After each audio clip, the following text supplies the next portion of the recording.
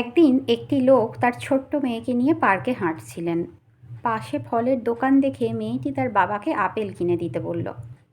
লোকটির পকেটে খুব বেশি টাকা ছিল না, তাই মাত্র 2টি আপেল কিনে মেয়েকে দিলেন আর মেয়েটি 2 হাতে 2টো আপেল নিল। লোকটি বলল, চলো দুজনে ভাগাভাগি করে খাই। এ কথা শুনে মেয়েটি তাড়াতাড়ি একটা আপেলে কামড় দিয়ে একটু খেয়ে নিল। লোকটি আর একটা আপেলের দিকে হাত দিতে যেতেই কিছু বলার আগেই মেয়েটি সেটাতেও কামড় বসিয়ে দিল। তার মনটা খুব খারাপ হয়ে গেল। মেয়েটা এত লোভী হলো কি করে?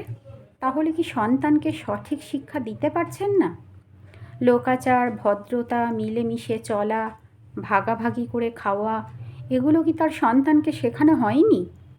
তাহলে মেয়েটি এমন লোভী আচরণ করলো কেন? মুখ থেকে হাসি মুছে গেল লোকটির।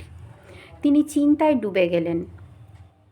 এ সময়ে হঠাৎ তার মেয়ে ডান হাতের আপেলটা বাবার দিকে বাড়িয়ে দিয়ে বলল, বাবা, তুমি এটা খাও, এটা অনেক বেশি টেস্টি। লোকটা ভাষা হারিয়ে ফেলল।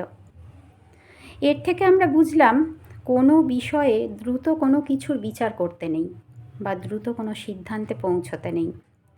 ভালোভাবে বোঝার জন্য হলেও একটু সময় নেওয়া উচিত। এমনও তো হতে পারে যাকে ভুল বুঝে বসে আছি তার ভিতরে আমারই জন্য ভিন্ন কোনো ভালোবাসা কাজ করছে।